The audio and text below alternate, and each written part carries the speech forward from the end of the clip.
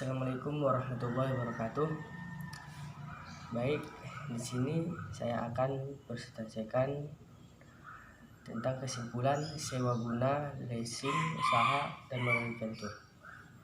Baik, pertama saya akan memperkenalkan diri. Nama saya Mahathir Hanafi, NIM 1961 2010 95. Kelas manajemen 32, mata kuliah bank dan lembaga keuangan. Yang pertama, sewa guna usaha. Pengertian leasing. Sewa guna usaha menurut keputusan Menteri Keuangan. Sewa guna usaha adalah kegiatan pembiayaan dalam bentuk penyediaan barang modal baik secara guna usaha dengan hak opsi maupun guna mengusaha tanpa hak opsi untuk digunakan oleh lessee selama jangka waktu tertentu berdasarkan pembayaran secara berskala. Yang kedua, pihak-pihak yang terlibat dalam leasing. Pertama, lessor, yaitu perusahaan sewa guna usaha atau di dalam hal ini pihak yang memiliki hak kepemilikan atas barang. Yang kedua, B, lessee adalah perusahaan atau pihak pemakai barang yang bisa memiliki hak opsi pada akhir perjanjian. C, supplier adalah pihak penjualan barang yang disewa guna usahakan. Yang ketiga, teknik-teknik pembiayaan leasing.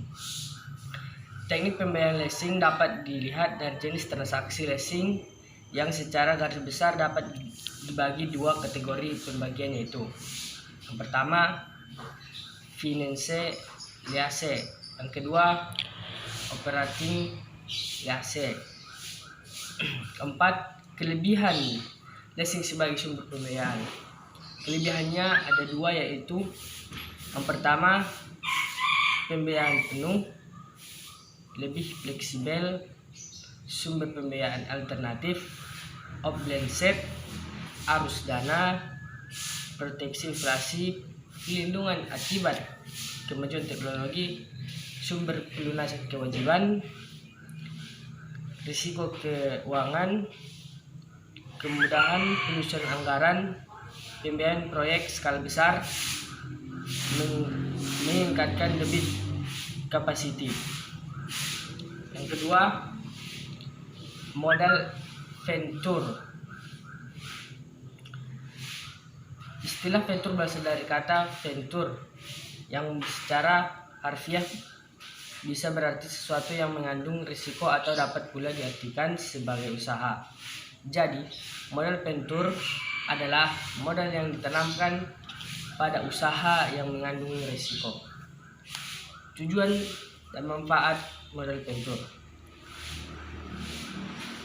Pertama, memungkinkan dan mempermudah pendirian suatu perusahaan baru. Yang kedua, membantu pembiayaan perusahaan yang sedang mengalami kesulitan dana dalam pengembangan usahanya, terutama pada tahap-tahap awal.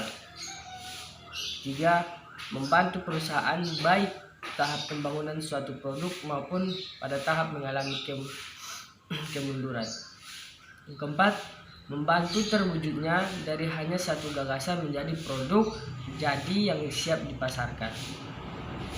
Kelima, memperlancar mekanisme investasi dalam luar negeri. Keenam, mendorong pengembangan proyek res dan diplomat.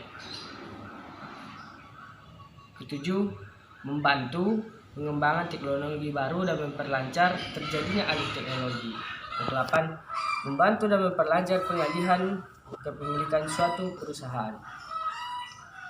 Jadi jenis selanjutnya itu jenis pembiayaan modal venture. Pembiayaan modal venture yang selama ini dikenal adalah pembiayaan kepada perusahaan-perusahaan yang telah memiliki badan hukum perseorangan dalam bentuk penyertaan saham. Jenis pembiayaan ini merupakan kendala dalam operasional modal venture dibandingkan dengan pembiayaan kredit yang diberikan sektor perbankan. Jenis pembiayaan modal venture itu ada 5. Yang pertama, penyertaan modal langsung, semi equity financing, pembiayaan bagi hasil. Keuntungan merupakan prospek tinggi, peraturan yang fleksibel, kualitas investasi.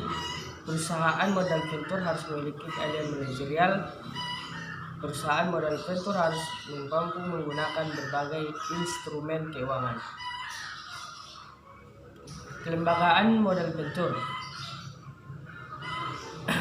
Terakhir yaitu kelembagaan modal venture. Kelembagaan modal venture di Indonesia saat ini masih belum sepenuhnya menggunakan konsep modal venture murni sebagaimana yang dilakukan oleh perusahaan modal venture di luar negeri. Struktur kelembagaan modal venture yang ada pada saat ini adalah tidak dipisahkannya badan hukum venture capital fund di suatu pihak dengan manajemen venture capital di pihak lainnya. Jadi sebuah usaha atau leasing dan modal venture itu sangatlah baik digunakan di Indonesia ini. Mungkin cukup sekian presentasi saya, kurang lebihnya saya mohon maaf. Assalamualaikum warahmatullahi wabarakatuh.